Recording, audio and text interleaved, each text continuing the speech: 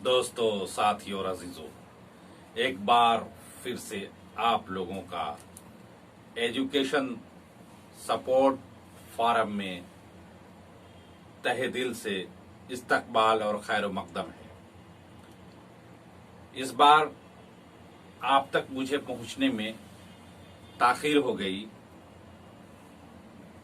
मैं कुछ दिनों से अपनी कुछ जरूरियात ज़िंदगी में मसरूफ़ था, लिहाजा आपको मैं इस मालूमाती ख़जाने से आपको लुत्फ़ अंदोज़ नहीं कर सका। आज हम लोग गालिब की खतूत निगारी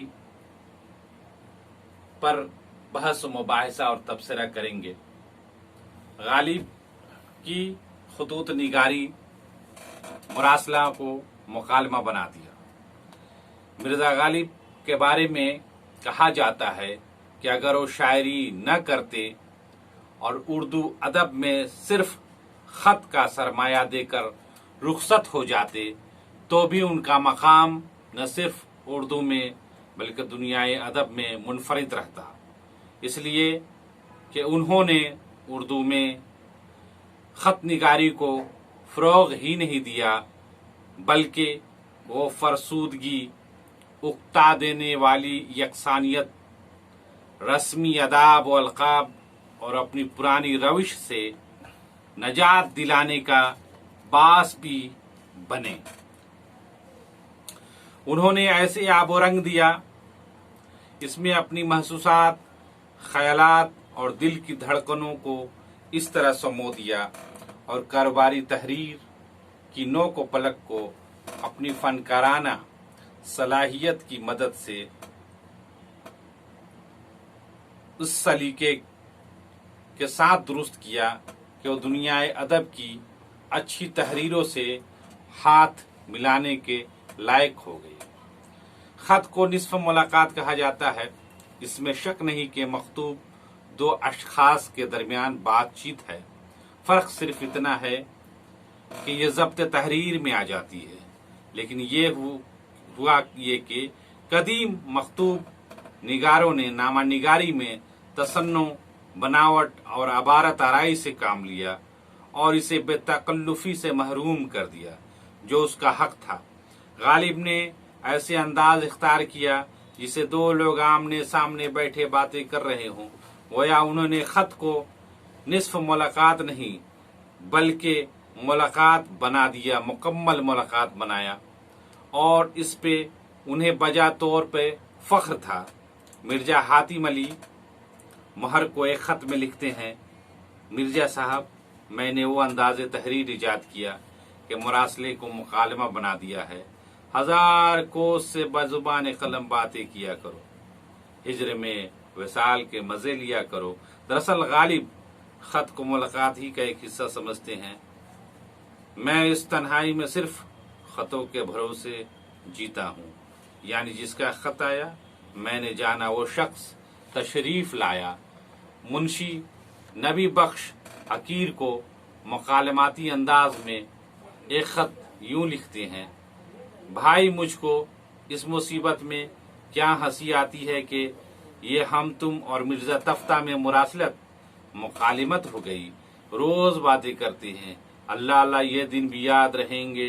गनीमत है कि महसूल आध आध न रहे, वरना बातें करने का मजा मालूम होता।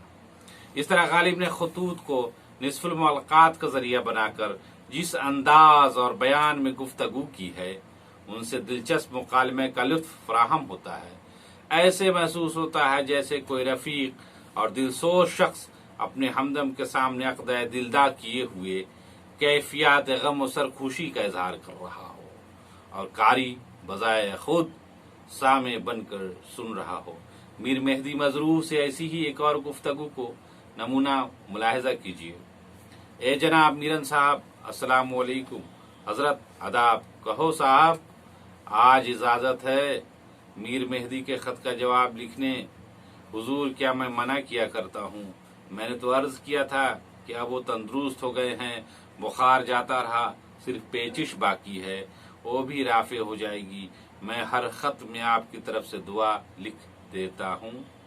मुखातिब को गायब समझकर जो हाजिर है उससे कलाम करते हैं, बयान की शौखी ऐसी कि हर लहजा धोखा हो, जिससे मुखातिब है वही मखतूब अलिया भी है, जो दरअसल ऐसा नहीं है।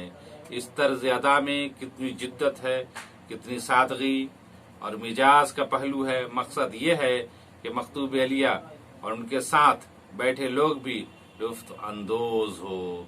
मिर्जा हातिम अली महर की महबूबा के इंतकाल का जिक्र एक खत में यूं किया है, जिससे लुत्फ मैसर आता है।